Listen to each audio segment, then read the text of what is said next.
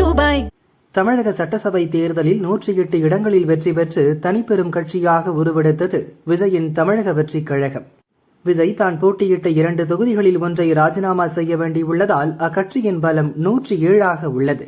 இந்த நிலையில் ஆட்சியை பிடிக்க தேவையான மெஜாரிட்டி எண் 118 அடைய விஜய் தீவிர முயற்சி மேற்கொண்டார். கடந்த 3 நாட்களில் 3வது முறையாக கவர்னர் ராஜேந்திர விஸ்வநாத் அர்லேகரை சந்தித்தார். வெள்ளியன்று இரவு தமக்கு பெரும்பான்மை எம்எல்ஏக்களின் ஆதரவு இருப்பதாக கடிதம் அளித்தார். அதில் தாவேக 107, காங்கிரஸ் 5, இடதுசாரிகள் 4, அமமுக 1 என 117 எம்எல்ஏக்களின் ஆதரவு இருக்கிறது என குறிப்பிடப்பட்டிருந்தது. இதனால் இன்று காலை 11 மணிக்கு முதல்வராக பதவியேற்க அனுமதி கோரினார் விஜய். ஆனால் அடுத்த 30 நிமிடங்களில் காட்சிகள் மாறின. அமமுக பொதுச் செயலாளர் டிடிவி தினகரன் கவர்னரை தொடர்பு கொண்டார். தங்கள் கட்சி எம்எல்ஏ காமராஜ் தாவேகாவுக்கு ஆதரவு அளித்ததாக கூறப்படும் கடிதத்தில் உள்ள கையெழுத்து போலியானது என தெரிவித்தார்.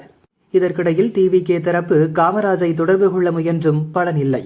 சிறிது நேரத்திலேயே தினகரனுடன் கவர்னரை நேரில் சந்தித்த எம்எல்ஏ காமராஜ் குதிரை பேரம் நடப்பதாக புகார் அளித்தார். தாவேகாவுக்கு ஆதரவு அளித்ததாக கூறப்படும் கடிதத்தில் உள்ள கையெழுத்து என்னுடையது அல்ல என்றும் தெரிவித்தார். இதனால் விஜயின் பலம் 116 குறைந்தது. பதிலுக்கு காமராஜ் ஆதரவு கடிதம் எழுதும் வீடியோவை தாவேக தரப்பு வெளியிட்டதால் பரபரப்பு அதிகரித்தது. மற்றொரு பக்கம் திமுக கூட்டணியில் உள்ள விசிக மற்றும் முஸ்லிம் லீக் கட்சிகளின் ஆதரவை பெறுவதிலும் சிக்கல் நீடித்தது. நேரடியாக பேசாமல் வாட்ஸ்அப் மூலம் விஜய் ஆதரவு கேட்டது கர்வம் பிடித்த செயல் என விசிக விமர்சித்துள்ளது. அவர்கள் மின்னஞ்சல் மூலம் ஆதரவு கடிதம் அனுப்பியதாக கூறப்பட்டாலும் கவர்னர் மாளிகை அதனை மறுத்தது. முஸ்லிம் லீக் கட்சியும் தாங்கள் திமுகவுடன் உறுதியாக இருப்பதாகவும் விஜய்க்கு ஆதரவு இல்லை என்றும் அறிவித்தது. போதிய பலம் இல்லாததால் இன்று நடக்கவிருந்த விஜயின் பதவியேற்பு விழா ரத்தானது. சரியாக 118 எம்எல்ஏக்களின் கையெழுத்துடன் வாருங்கள், உடனடியாக பதவியேற்க அழைக்கிறேன் என்று கவர்னர் விஜயிடம் கூறி திருப்பி அனுப்பினார். இதனால் தாவேக ஆட்சி அமைக்க ஆதரவு தரும் எம்எல்ஏக்களின் பலம் 116 என்கிற நிலையிலேயே இருந்தது. இப்போது நீண்ட இழுபறிக்கு பின்னர் விசிக தலைவர் திருமாவளவன் தாவேகாவுக்கு நிபந்தனையற்ற ஆதரவு வழங்குவதாக அறிவித்துள்ளார்.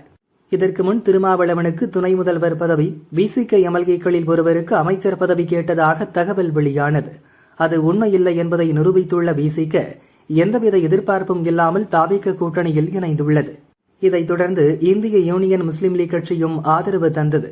இதனால் 120 எம்எல்ஏக்களின் ஆதரவை பெற்று பெரும்பான்மையுடன் ஆட்சி அமைக்க உள்ளார் விஜய்.